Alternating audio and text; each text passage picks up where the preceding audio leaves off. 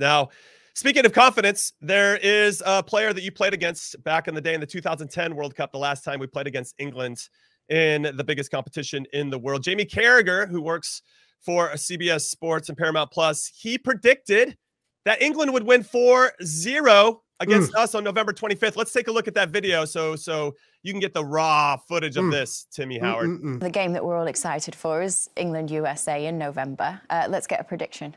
4-0. To England, I'm assuming from you. That's a big scoreline. England's a good team. European final, World Cup semi-final. I might take 4-0 at this point. I think that, 4-0 for us, of course. Look, I think this is a fantastic England team. That being said, they're not playing very well currently either. But they're, for me, still one of the most dangerous teams. And, that was the first thing, Jimmy, I thought about when I watched the last U.S. game. And I thought, if we turn that ball over that close to our goal that many times, it's a wrap. Good gosh, against England. I mean, their players one-on-one are so talented, let alone, their front players. So I think that game has to be managed. Jim, I think it's a World Cup. I think you play 3 games. You don't have to win them all. And I think as you all understand, there's going to be certain moments that have to be managed, whether it be goal difference, whether it be playing for a draw. I think that's okay as long as you can get through the group. And I think the England game, yes, it could get out of hand given where both teams are, but it needs to be managed. Do you think that, again, looking at this last game, it just felt like a massive departure from what we just accepted the team as to be? Again, we've all been in matches, even with the national team, where you're trying something, right? Even after a few, keep trying it. We're trying to work on something, work through something.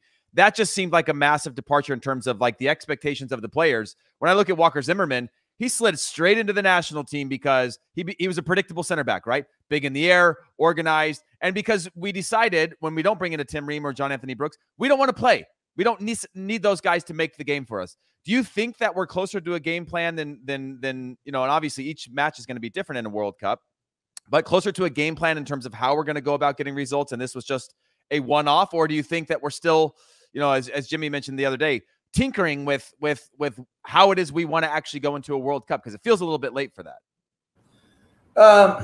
I've heard it, I've seen it, and I've read it, right? Like that we thought we departed from that way of playing, and it felt like we've gone back.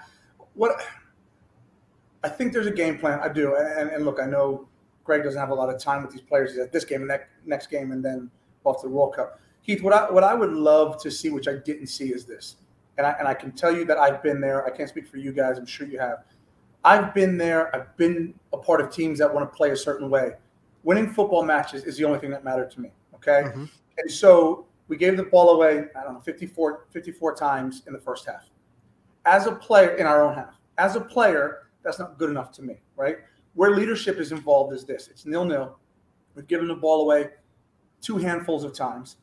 I want to see my goalkeeper, certainly my center backs go, we're hitting it up there.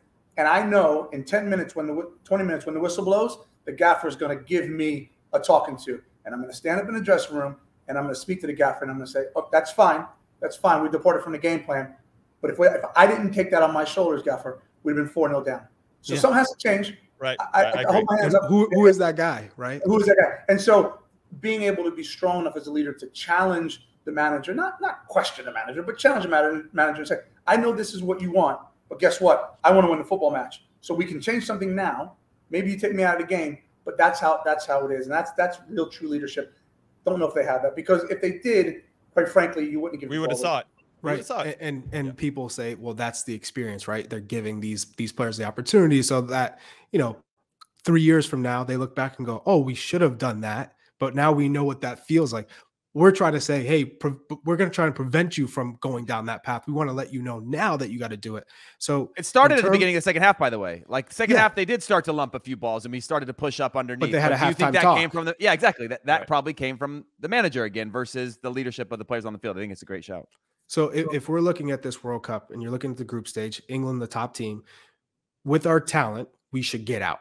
We should get the better of Wales and we should get the better of Iran, ideally. But in your mind, tactically, how do we do that? Is it kind of going back to 2010, Spain, Egypt? This is our game plan. Egypt was we're aggressive. We got nothing to lose. Let's just play normal. We're playing free. And then we capitalize. Boom. Spain, it was, hey, we're taking Xavi and Xabi Alonso out of the game, force their center backs to beat us. Similar to what Japan said, hey, come, we'll allow you to make the game. And then just defend first. And then everything else is extra credit. Counterattack, set pieces, allow your creative players to be creative with space, but we're going to defend first. Do you think that's the way to get through?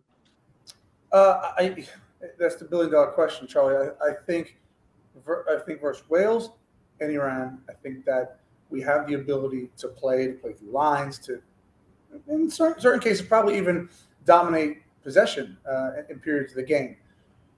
The big question, as I said, for me is there a plan B? I don't think you can play that way against England, and that's okay. Right. I said the group has to be managed. If the idea is to subscribe solely to that version of playing, I think the England game could get out of hand, right? And so I think there has to be some flexibility within the team, and maybe does this team have the ability, as you said, to be under pressure against England and go, you know what, we're bunkering down for the next 20 minutes. We just got to see this thing to halftime. Have we seen that? We haven't, but do they have the capability to do that?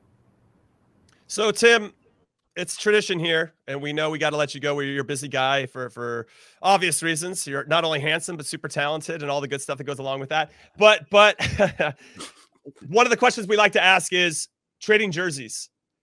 One, I don't even know if goalkeepers trade jerseys after games. That's one. I don't even know. I don't think I've ever seen it. I don't think I've ever seen it. Second, don't chime in here. Don't chime in. No. Listen, real quick. By the way, it sounds like, speaking of financial literacy, Jimmy's really buttering you up, Tim, and I think he might come ask for a loan soon.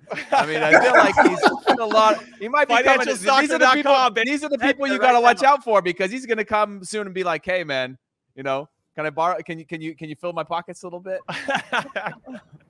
I said nice things. So Tim, the question is, have you traded jerseys with anybody? And who's the best one you've gotten? Or do you have a regret of not trading jerseys with a player that you wish you would have?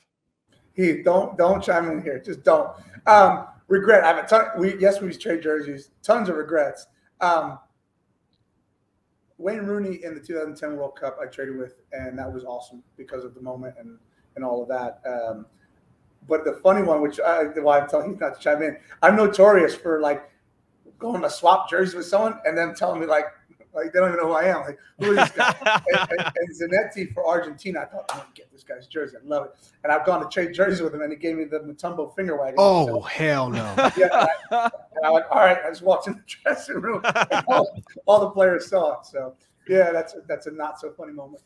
I had Raquel do that to me when I played against Argentina too. So maybe it's an Argentinian thing. I don't know. I had the whole Spanish national team say they were giving it to. They promised their grandmother. Each one of them said the same thing. So I was like, it's Grandma Day here at 2:30 in the morning here in Santander, Spain. So I get it. I got a full team pie to the face.